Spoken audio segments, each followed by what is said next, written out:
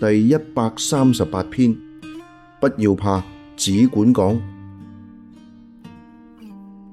使徒行傳18章9至11節。夜間，主在異象中對保羅說：不要怕，只管講，不要閉口。有我與你同在，必沒有人下手害你，因為在這城裡我有許多的百姓。保羅在那裡住了1年06個月，將神的道教訓他們。人生總係喺好多危機之中走過嚟嘅。早年我哋嘅父母經歷戰亂同埋饑荒，行過咗好多嘅艱難歲月。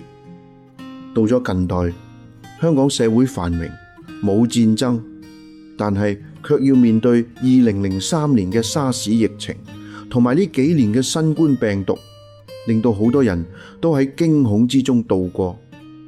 到底喺未來會唔會再出現新型嘅致命病毒呢？中東戰事幾時先至會結束呢？香港經濟幾時先至會復甦呢？一切都冇肯定嘅答案，我哋不免要喺彷徨之中度日。今日嘅經文係講述保羅去到哥林多，呢度係佢旅行佈道嘅其中一個據點，但係佢並唔受歡迎，相反有好多群眾聚集埋一齊，想要殺死佢。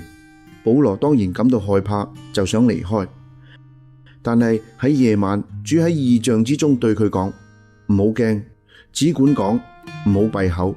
有我與你同在，必定冇人下手害你，並且你仲要帶領好多人接受我嘅救恩。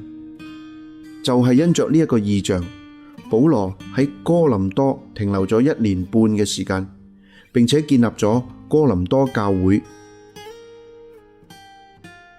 不過呢個夜晚嘅異象係咪就可以消除保羅心入面嘅恐懼呢？係咪因此哥林多人就停止攻擊佢呢？我諗並唔係咁樣，相反，哥林多人仲係一樣諗住要殺死佢，群眾仲係一樣反對佢嘅講道。但係所唔同嘅係，保羅對主嘅信心增強咗。佢雖然冇把握自己會唔會受到殺害，但係佢相信神會保護佢不至於死。況且呢個既係神嘅吩咐要佢留低，佢亦都就咁順服咗。面對新世代嘅急劇變化，我哋並唔知道世界係咪要走向新嘅秩序，我哋並唔知道傳福音嘅方式喺未來係咪要有所改變。